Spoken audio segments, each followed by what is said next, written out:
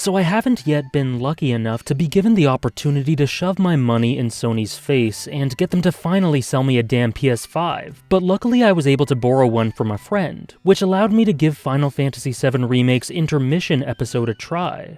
I figured that it was kind of a requirement given that I had fully committed to a full-on Final Fantasy VII Remake video series, and more than anything I was just excited to see more of this game, even if it was just through a supplementary episode. Within a couple of nights, I played it, had a fun time, and beat it, so now seems like an apt time to give a bit of a minor addition to that series, and update everyone on how it will proceed from here. So you can stick around to the end of this video to hear what the remake videos will look like going forward. However, the bulk of this will be in large part formatted similarly to my gigantic video on Part 1. A mix of analysis, theory crafting, some small bits of critique, and general speculation and excitement for this series. All disclaimers given in the introduction of my first video apply here, and this one will be written with the assumption that everyone watching it has already seen the first one, which will be linked in the description.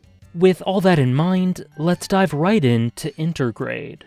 My main draws to this episode consisted of seeing more of the remake's modern take applied to Yuffie, seeing if any hints would be given with regards to the future parts in the story, and seeing Midgar from a bit of a different perspective. If you've played this, then you already know that all three of those wishes were luckily fulfilled, but for right now, I'd like to start with the third one, since we jump right into it at the start of Yuffie's mission in a story that takes place in between the Reactor 5 incident and the plate dropping from the main game. Midgar was realized absolutely beautifully in Part 1, so I had no problems whatsoever revisiting it with another character this time around to hopefully get a different complexion. We don't get to see too much in terms of significant additional areas to Midgar here, and most of the new areas tend to be monster-infested industrial or construction sites surrounding or connecting the more populated areas, but that's totally fine for a little additional episode like this, and the Midgar draw here has more to do with seeing things from a new complexion rather than being shown entire new sectors of the city. The music is an obvious star here. With such a rambunctious lead protagonist and such a polar opposite to Cloud, the tone is much more energetic and spirited than the often brooding, wistful, and slower themes that we get in Part 1. Here we have lots of jazzy, upbeat renditions, with Yuffie's theme integrated throughout, and with a lot of these being great to accentuate the intense yet not too serious tone of the pacing and combat that we engage in. It gives Midgar a different feel, one much less spiritual, emotional, and reflective, and along with Yuffie's musings at the rundown state of the slums contrasting her expectations of the place, this really makes us feel like an outsider. We go through areas we've been before and see characters we're familiar with, but with no in-universe connection to any of this time round. And this just varies things up and stops this second run through the metropolis from being redundant or repetitive. In terms of the actual plot, there isn't actually much to it, but it does exactly what it needs to do.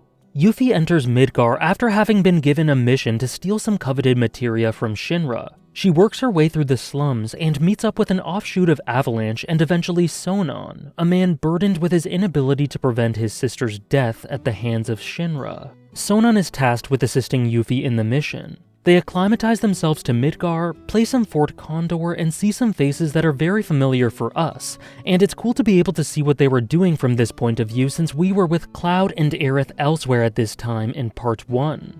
We also see some nice little bits that show us the events going on behind the scenes, such as Corneo's lackeys looking for candidates prior to Tifa's mission or the additional cloaked Genova clones looking towards the reunion. And after all this, we eventually gear up for the mission proper.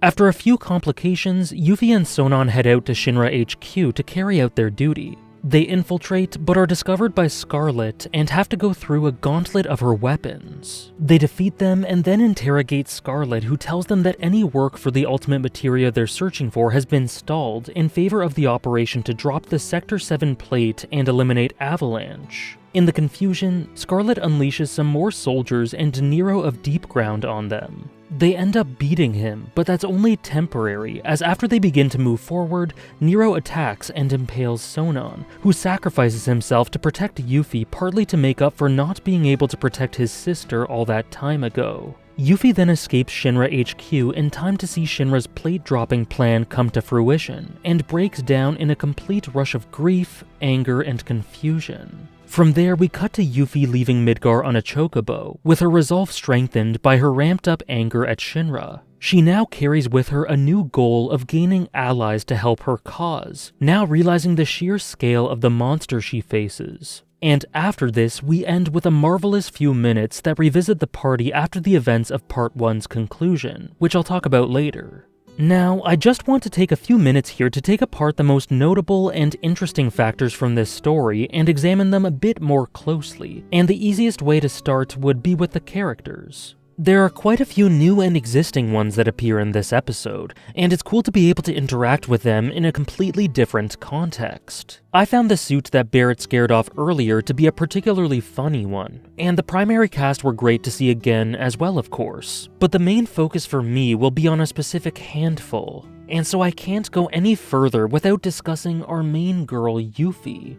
In the original game, Yuffie is a completely optional character, so her presence in the story isn't too major, and she can be removed from it without the plot being affected too much. And as you'd imagine, this means that her characterization isn't too rich. She's impactful in the doses we get of her, and she's definitely got a hell of a personality. But even counting her backstory, it isn't explored too in-depth, and the limited script meant that we don't get to see much nuance from her. And just as the remake does with all of the major characters, it immensely improved upon that through this enhanced presentation. Yuffie is awesome here, and bursting with the personality that we only saw in short bursts in the original, and the performance from Susie Young is really good in conveying all of this. She's a firecracker, full of spunk and mischievous, pretty cute charm, and from the start she's super enthusiastic about taking Shinra down. Her little quirks are there in full force too. Her desire to be looked at as an attractive adult woman by others, the way she gets sick and anxious on moving vehicles and the like, and all in all she's just everything I expected she would be given the remake's track record of bringing these characters to life. However, Yuffie is much more than an infectious and exuberant energy, and there are hints of complexity there. Layered underneath, you can feel this subtle but clear sense of lingering resentment and darkness to Yuffie, a lot of which stems from her prime motive for this mission. Her pure hatred for Shinra, of course.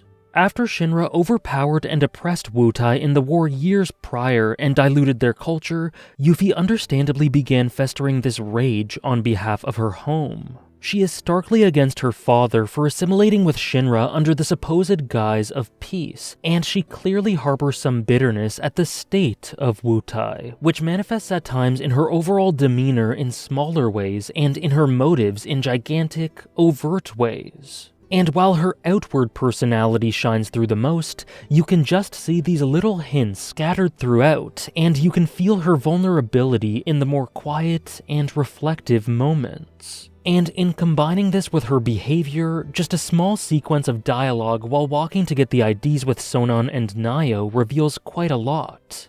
The place can grow on you if you give it a chance. Wait a second. Are you actually saying you like it here? I thought you hated it. Midgar isn't the enemy. Shinra is. I know W's don't really see the distinction, but we do. Yuffie has a hatred for Shinra for obvious reasons, but conflates that hatred with the city of Midgar as a whole since it came from Shinra. This is in contrast with the Avalanche Cell, who love Midgar and the people within it and are doing things to free it. Yuffie doesn't care much about the collateral damage as long as Shinra are hurt, and cannot find it within herself at first to separate the two, thinking of things on too broad a scale without seeing the gray reality of the situation and seeing the human side of things from another perspective. She thinks of Shinra as this faceless, evil entity that is comprised of evil in totality and doesn't see any nuance at first. And Nayo and company are working with Yuffie and Sonon simply out of necessity because their goals happen to align in this specific instance, even if their ideals don't. But the events throughout the game, interacting with Midgar citizens, simply learning about and getting used to the slums, hearing from the other characters, it all helps Yuffie to connect and empathize with Midgar more, so much so that by the end she's gone through a decent amount of development in this regard, and her devastated reaction to seeing the plate drop is in total contrast to the dismissal she regarded collateral damage with in the beginning. But I think the implication here is that while she does grow a bit, this is just the start. Her struggles with finding nuance and gray in this conflict are very reminiscent of her attitudes towards her father's pragmatic ideals from the original, which is again hinted at here, so despite her progression, I think she'll still have some problems as her viewpoints are challenged. I can't imagine that when she meets up with the party, she won't continue to adopt a me versus the world mentality, even for these people who hate Shinra like she does. She needs allies, but from what I can tell, she currently just has plans to use them as tools for her ends, and I think a big part of her character arc will involve going past her outer shell to open up and view the world as it truly is, while really connecting with the others. She is very much hit with a metaphorical ton of bricks upon realizing how serious this operation was, and her reaction to it tells a story of its own, and I think it's a precursor to how she'll grow to truly care for those outside of her minuscule circle later. Not to mention, her immense grief and sadness upon seeing Sonon sacrifice himself for her will no doubt force her to grow up a little and adopt some emotional depth and complexity. And in relation to that, I found Sonon to be a pretty decent side character for the episode. Him and Yuffie have a fun dynamic and lots of great banter, and while there is some hinting to Sonon using Yuffie as a little bit of a replacement for his late sister Melfi, which Yuffie does have adverse reactions to, overall I think their bond is quite healthy. He respects her enough to call her boss despite his seniority and clearly cares for her, and aside from that, he's got a generally likable personality as well. A bit I found interesting was how he would refer to Yuffie's father Gendo in a very glowing tone, to contrast the way that Yuffie doesn't even want to hear about him. It's cool to see another perspective, from someone who likely sees the nuance in the tense political situation in Wutai better than Yuffie does. His backstory and how that informed us of both his savior complex and hatred towards Shinra was effective, and overall he's a solid character. But if I'm being completely honest, I'd say that I'm most excited for what the future has in store for him and how that could impact Yuffie. After his consciousness fades away, his body is clearly picked up by Nero, which hints at the idea of him potentially being used as a deep-ground puppet or something similar for the party to fight later on in the story. And that would naturally be a hugely emotional moment for Yuffie that could lead her character into a number of exciting and compelling directions. The story for this episode also takes advantage of some extended compilation material by using some Dirge of Cerberus stuff through the inclusion of Deep Ground and the main two characters associated with it, Vice and the aforementioned Nero. Neither character is explored much at all here, with Vice being used as a secret boss for some optional combat and Nero essentially working as a plot device to be a final battle and the reason for Sonon to be taken in by Deep Ground. But despite neither of them being all that interesting, I think this approach to them is actually pretty revealing in terms of how future parts may approach this compilation material, which is something I agree with Maximilian Dude about. Them being used in a minimalistic way, including elements and characters like this and acknowledging them but without giving them a huge focus. It makes me wonder if they plan on somehow implementing other important characters from Dirge of Cerberus or Crisis Core. People like Angeal, or Genesis perhaps. Either way, I think this is definitely the way to go, and I don't really think it's a problem to include these compilation elements as long as they don't distract from the primary narrative too much, and as long as they don't make things bloated. In an interesting decision that I'm a fan of, Scarlet ended up being the main antagonist for this episode, which was cool as she was probably the Shinra lackey who would have benefited the most from more exposure. There isn't much new characterization here, but she's confident, malevolent, petty, and sadistic, and she's presented extremely well audio-visually to convey that. The main thing that I found really impressive about her is that she basically never lost her cool. She was unflappable and always seemed to have the psychological upper hand on Yuffie and Sonon, even when she was clearly captured by them. That alone is the mark of a pretty good antagonist, and I'm really looking forward to seeing more of her in future parts. And now to add just a couple of miscellaneous notes about how this mini-story concluded, I have to say that I was surprised at how dark it got. It was quite a bit more harrowing than I expected, and as I mentioned, it adds more weight and darkness to Yuffie's character than I ever imagined whilst playing the original. And the idea to cap it all off with the plate drop was really good. Partly for reasons pertaining to Yuffie's character that I already mentioned, and partly because it's pretty damn well directed. I'd actually wagered that it was a bit more effective than the scene in part 1 due to both the criticisms I mentioned in that video about that scene, and due to this one having a better sense of tone and context. The episode is well directed throughout, with some nice visual storytelling for the biggest beats, and that's encapsulated in this conclusion. And now, finally, we reach what I consider to be the most exciting segment of episode Intermission, which funnily enough had nothing to do with the main characters we followed for the few hours we played. The cutscene where we revisit the party was just an awesome little touch. It's so great to see all of these lovable characters again, and I have to admit that I teared up just through seeing them interact. Their banter is just so natural and endearing, and Tifa and Aerith hitchhiking was my favorite thing ever. It's kind of a shame that poor Red 13 didn't get any lines to speak of, and I'm not sure if it's just me, but I felt like the animation and character models for this pre-rendered cutscene just felt a bit off. Something to do with Cloud's mouth and teeth here just feels weird. Maybe it's just me. But all of that aside, it's a great transition to situate the party in Calm at the start of part 2.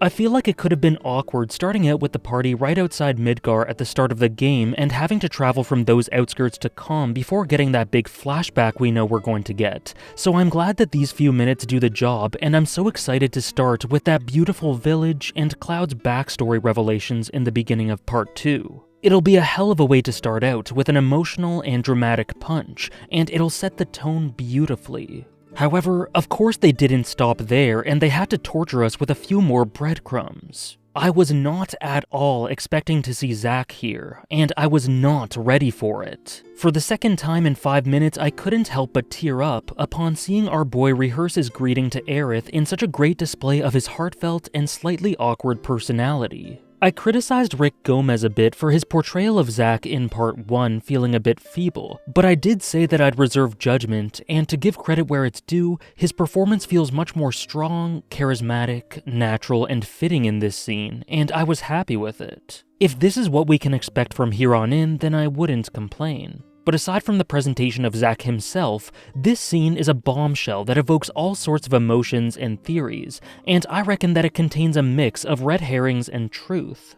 First of all, and most importantly, in this alternate timeline that Zack exists in, where is Aerith if she's not at the church? And second, why is the church full of people crying and looking like they're shocked and perhaps even hurt from some sort of event? I feel like the red herring here is the story trying to fool us a bit into thinking that Zack is actually part of our timeline somehow, with Aerith being gone because the party have departed from Midgar. But that can't be true, because otherwise everything we had done up until this point would have been rewritten. So he's clearly in his own alternate timeline, which means that we can deduce a few things. First, this is probably at most just a few days after he and Cloud arrived in Midgar, meaning a few months before where we are in the main narrative chronologically. He definitely got Cloud some proper medical attention or rest as the first priority, and then maybe he settled some immediate concerns or affairs, but knowing who Zack is, there are very few things that would get in the way of him seeing the woman he loves after so long, so there's hardly a chance that he'd wait to see Aerith. So, where is she at this point in time? It could be that she's off doing something, and that's entirely possible, but it could also be that Aerith is actually dead for some reason due to the divergence. It makes sense, and would be incredibly tragic for Zack that if one life is saved, another is taken to balance the scales in this new and unrestricted world, and that would explain the symbolism of the wilting flowers, although admittedly, these could be red herrings as well, and I can see an argument for them not even wilting here. They don't seem to be decaying, and their disheveled state may just be done for visual flair. But somehow I don't think so. And it could also potentially explain the people crying, though I'm not too sure why they seem to be taking refuge here. Some have speculated that that's due to the plate dropping, but I seriously doubt that, as firstly, again this took place months before that happened originally, and secondly, if it did drop, then Zack would have no doubt been attending to that and wouldn't be casually approaching Aerith's church like this if a huge tragedy occurred. If he didn't know about her safety, he'd initially be much more urgent. And if he was assured of her safety, he wouldn't be this lighthearted due to the immense tragedy, and he likely wouldn't be surprised by seeing all these people. Another thing that came to mind when seeing this was the idea of some of these individuals being afflicted by the geostigma disease. That doesn't make a ton of sense, but it did enter my mind due to the imagery. But random illusions aside, I'm not too sure. I do think it's interesting that just prior to seeing the Zack scene, as the party enter calm, Aerith explains to Cloud that she feels odd for some reason. Where's a roof when you need one? Gonna be okay? Should be, but weird. My stomach's in knots. I'm not sure if this is referring to her being exhausted by the journey, nervous about what lies ahead, drained by thoughts of the rain and how it reminds her of Zack, some other reason that we aren't privy to just yet, or maybe it has some sort of connection to her absence in the church all that time ago across worlds lines. But either way, and speculations aside, this scene was great, and the episode was good overall. It wasn't a masterpiece or anything, but it definitely did the job to help tide me over for the wait for the next part, while also killing me with these hooks and cliffhangers. I'm fiending for the next part because of what they're doing with these story questions that they keep bringing up and alluding to, but at the same time, of course I hope that the dev team get all the time they need to deliver a product they're wholly satisfied with. And as I said in the video for part 1, I absolutely trust them wholeheartedly. I did say that part 2 of this video series would consist of me going through the story section of the original that hasn't been covered in the remake yet, and discussing how I hope the remake will approach those scenes, but aside from the fact that this video ended up being an unexpected part 2, I eventually realized that that kind of seems like a weird way to go about it. Instead, I feel like it would be more natural to compare and contrast the upcoming content like I did in part 1, so that's what I'll be doing. After the second entry of the remake releases, I'll be making another video, part 3 of this series I guess, completely in the same structure and style as I did for part 1. I have a good amount of the script written for what I have to say about the original, so some work is done already. And in terms of time frame until then, the first one took me nearly a year to make after I finished playing the game. This one shouldn't take as long after the release of part 2 since I've laid a lot of the groundwork and know the approach I want to take, but please give me at least a few months to complete the video after beating the game. Hopefully all of that makes sense and is understandable, and fingers crossed that I'll have lots of awesome things to say about the finished product that we get, whenever we may get it. Many thanks for watching as always, and I'll see you in the next one.